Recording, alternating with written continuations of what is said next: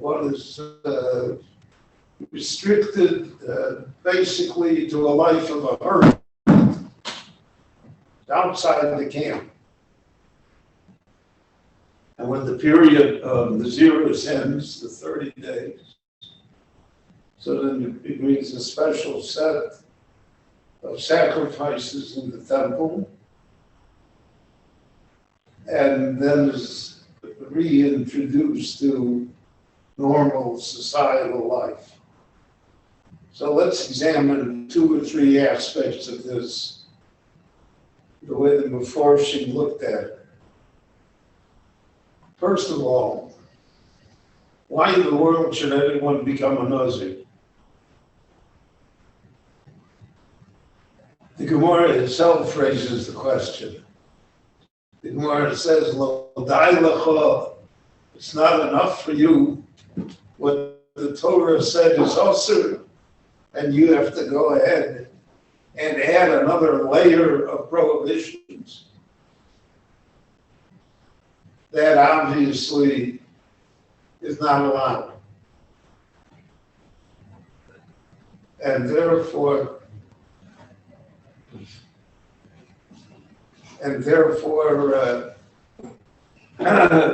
it seems that the attitude of the Gemara towards a Nazir is very negative.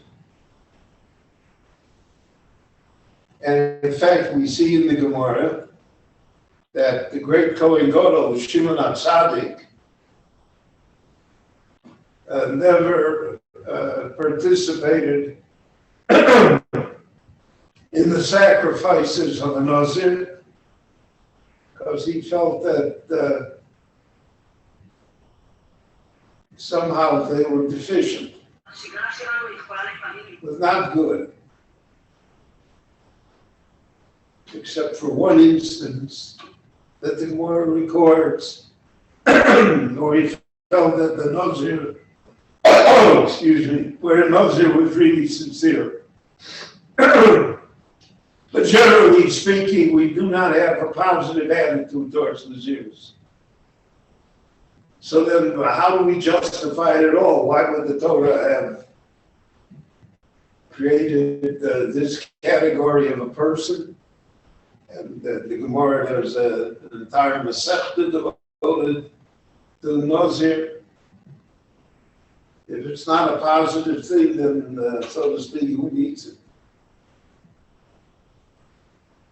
So on that, Rashi, quoting the Gemara already, Rashi points out that there's a juxtaposition in this week's Parsha between the subject of Sota. Sota is an unfaithful woman. And it's followed by Nazir. So the Rashi quotes the Gemara that says, Misha roa sota b'kilkula, someone who saw the Sota, in other words, was aware of that breakdown in society, of that disloyalty and lack of faith. Yazir atzmo min hayayin. So he should say, well, I'm not going to drink wine for this period of time, because wine was, so to speak, as it is today, the symbol of leading to all sorts of problems. So therefore, Chazal saw that the justification for Nazir was that it was preventive medicine. In a society that was very weak on morals,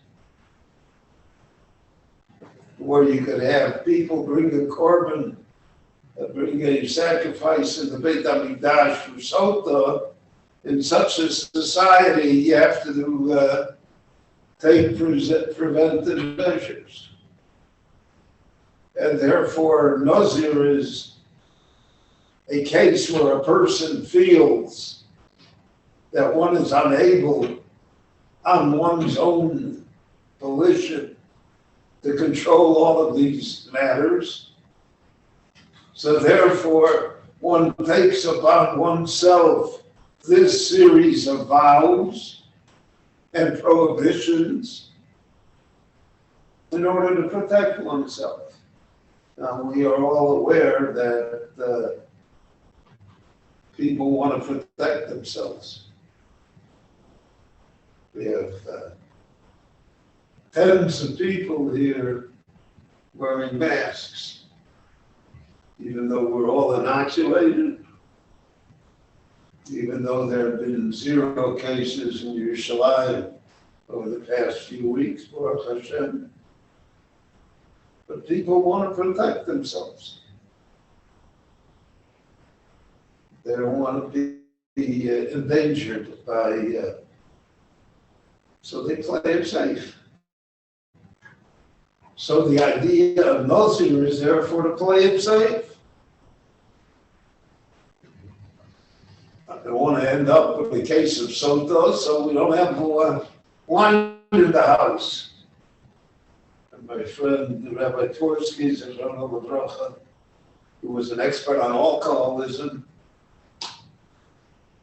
told me that he had patients, that he advised them to move out of certain neighborhoods because those neighborhoods had bars. So he said these people are so susceptible that if you walk by the bar, you're hooked. If you smell it from far, it's like an allergy, God forbid there are people that have peanut allergies, especially in schools now. And we had a case this year, unfortunately, where someone died of a peanut allergy. They were unaware that they had brought something of peanuts into the room. Someone else with the allergy died. So just as in the physical world, in the medical world, such susceptibility exists. And in order to counter that susceptibility, one takes extreme measures. So for instance, because there could be one person in the school that has a peanut allergy, the school will not allow hundreds and hundreds of children not to bring in anything with peanuts. Simply because the risk to one person can be fatal. So that's the idea that Chazal said here. It's possible that there's a case where this person will be so affected by the atmosphere that the sota brings into society. So Yazir Atzmo Min Hayayin, then he should stay away. Take for himself the vows and the zirus in order to prevent, so to speak, what otherwise can happen, even though it may be a very long stretch, even though it may be something that is very unlikely. Chazal also said the famous rule, Ein apotropos la'aroyos.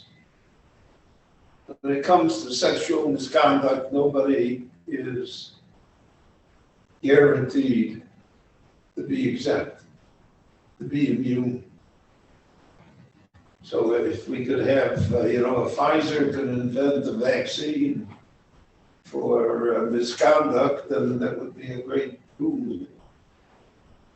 But there is no vaccine. Everyone has to create their own antibodies, so to speak. Yeah, people wouldn't take it. And therefore you have as we are witness over and over and over again, that seemingly great and good people who should know better and who do know better somehow fail in this area to the shame and detriment of themselves and their family and really to the entire society. So Nosir came somehow as a preventive medicine. We read in Pirkei Avos that the Anshe Knesses Agdola said, Asu Siog La Torah.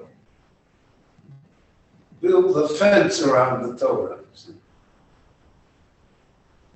And we have, therefore, customs, even mitzvot, the Rabbanan, what in today's world we call chumrot,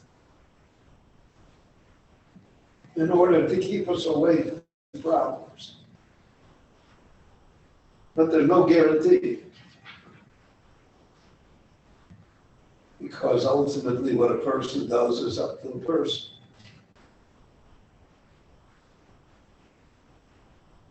So Chazal said, Ezel Gibor, who is the strong person? Anu Shel Berucha.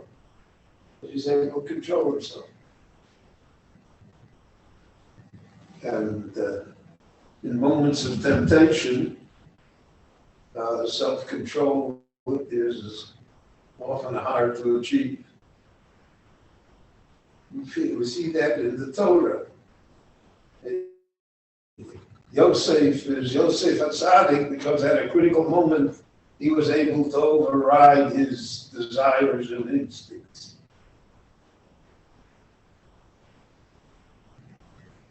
So the greatness of the tzaddik is that he controls and is not controlled by emotion, desire, society, outside forces, all sorts of things that control us. And that's the Siot La Torah, that's the fence around the Torah. So it's not only general rules for all of society, but everybody knows their own weaknesses. And again, someone that is prone to alcoholism, you don't give him a bottle of whiskey as a gift. And he should not hold it in the house. I think there was once a film called The Lost Weekend about an alcoholic. Remoya. And he hid bottles of whiskey in the chandelier. So that's true of all of us, to whatever weakness we have. So some people have a weakness for money. Chazal say, Rubam Begezel. It's possible that a majority of people have money that really doesn't belong to them. And the Yuton Ba'aroyams, there are people that have problems of sexual misconduct. Kulam Ba'avat Lashon Hara. That everybody is covered with the dust of Lashon Hara, of slander, of talking about others. So the Chazal here are trying to identify the areas of vulnerability in human society. What is a person most vulnerable to? So it doesn't mean that everybody is a thief. Can't go through life like that. But it does mean that everyone is vulnerable to become a thief. That money is a great, great test. And it's hard to walk away from. And people therefore rationalize behavior. They're able to make black white.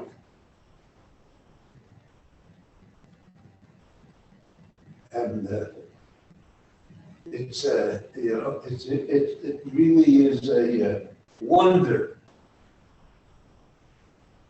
without making any political or societal judgment. But what in the world does a prime minister have to do with taking cigars or scotch or something? Well, it's ridiculous. But that's the pettiness of people. That's our problem. Our vulnerability. And our vulnerability is what makes us look to be petty. And if you, after a while, if you're petty enough, then people resent it. Then it can become criminal. So one of the ideas of Nazir was this preventive medicine to save us. Now, in the Haftorah, we're going to read about Shimshon HaGibor. There are not many people who are called Gibor in Jewish life. So we all think of Shimshon HaGibor in terms of physical prowess, which he had. You know, he killed many Philistines with the jawbone of a donkey. Winston Churchill had a famous quip about a certain member of parliament that made a very long speech. And Churchill said that people fell asleep in the speech. People walked out. So he said he slew members of parliament with the jawbone of an ass. So Shimshon HaGibor, you know, at the end he embraces the pillars of Gaza. So Gaza's been a problem for a long time. Didn't start here. That's very relevant. What is it? It never went off the radar. It was always a problem for everyone.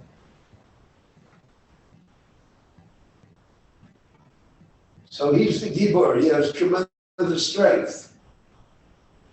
But the Tanakh wants to point to us that he had tremendous vulnerability.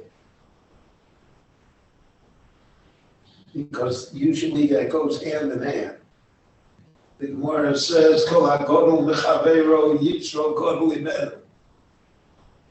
The greater a person is, the bigger his yetzer hara, the bigger his vulnerability is. God makes people that way, because otherwise it's not even.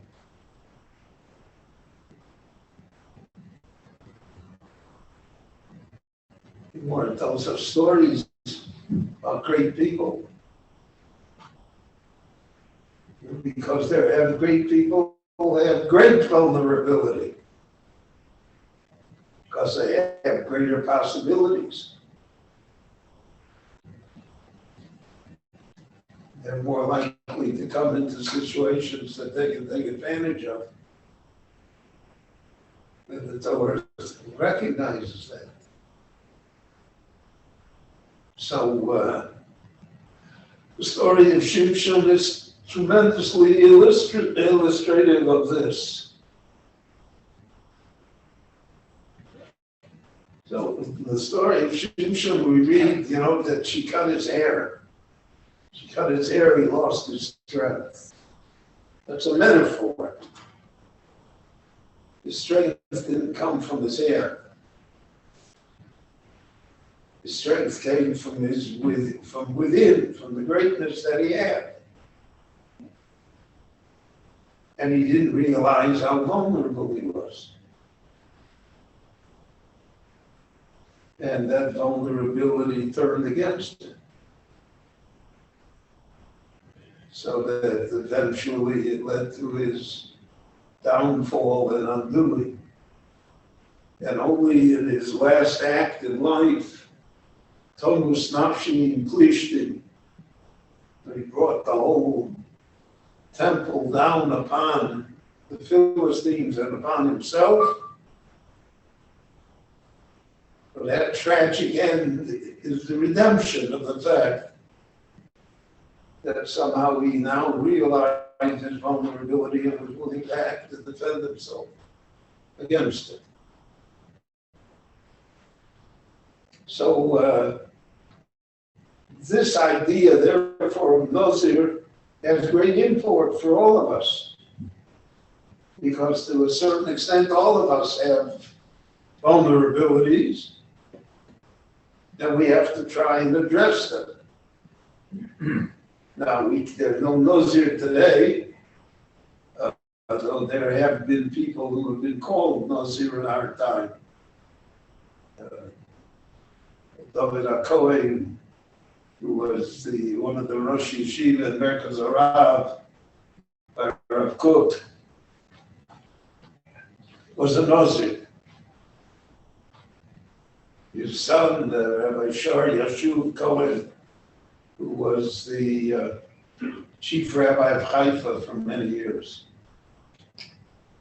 was also somewhat of a Nazir. So they didn't eat meat, they didn't drink wine, they didn't take a haircut.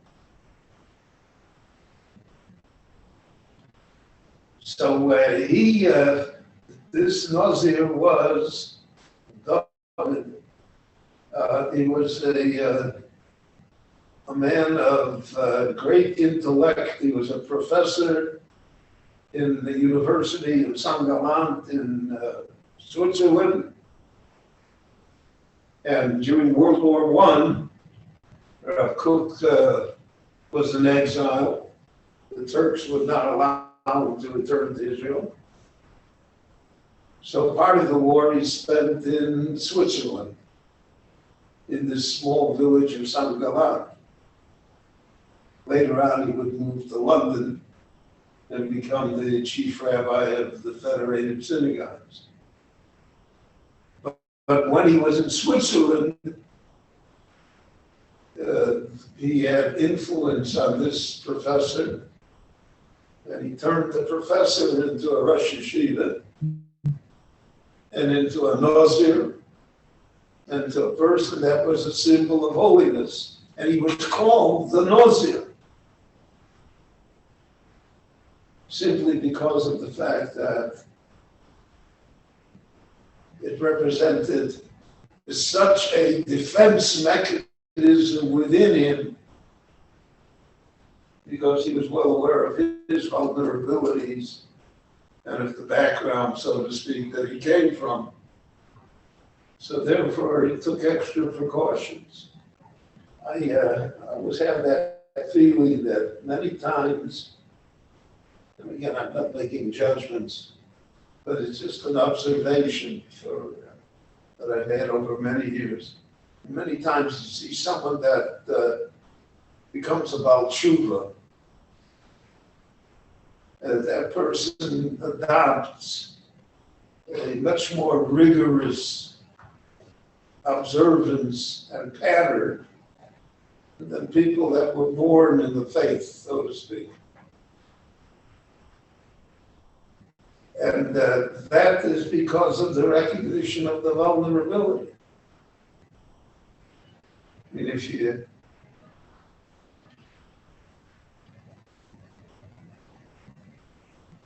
you never, I remember I once went to a restaurant with really a great person who was not observant for a great portion of his life, and then became an observant Jew. So we went to the restaurant, and he ordered salad and a soft drink, and then at the end a cup of tea, and that was it. So I said, I'm sorry that you don't have an appetite. He said, oh, I have an appetite. He said, but I can't eat in the restaurant. So I eat in the restaurant, I'm reminded of what I used to eat in the restaurant. And then I want that again. He said, you don't know what shrimp tastes like. You don't know what good pork loin tastes like. So you don't have a desire for it. He said, but I do. And I thought that was a very telling remark. Because it meant that he recognized his vulnerability. What was his point? So the Torah is there, Sefer Tov Sodom. This is the book of human beings. These are the problems of human beings. So even though the technicalities of Nazir cannot be met today, really don't exist. And you cannot bring any sacrifices in a temple that is yet to be built. But nevertheless, the concept is certainly there. The idea that lies behind it. That idea, simply put, is based on our vulnerabilities. And the more we know ourselves, the more we're able to defend ourselves. And in that type of defense, the Nazir comes to tell us that you become a better person and a holy person. So it's also interesting that the classic Nazir that we deal with is Shimshon, who's the failed Nazir,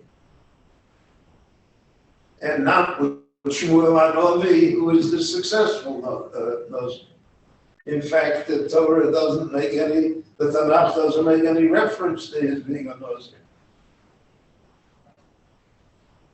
Because oftentimes the righteous are above it all. And Shmuel is Moshe Aaron B'Chohanon, Shmuel B'Koresh Shmo, he's equal to Moshe and Aaron. So his type of Nazirus, it's hard for us to understand. The perfect Nazir is difficult for us to emulate. But the failed Nazir, so to speak, we can relate to that person because that is within all of us. That's part of our makeup as well. And the recognition of that stands for us as a great lesson, something that we should always remember. That's part of the idea of Nazirus in this week's Parsha. Thank you for listening and have a great Shabbat, everyone.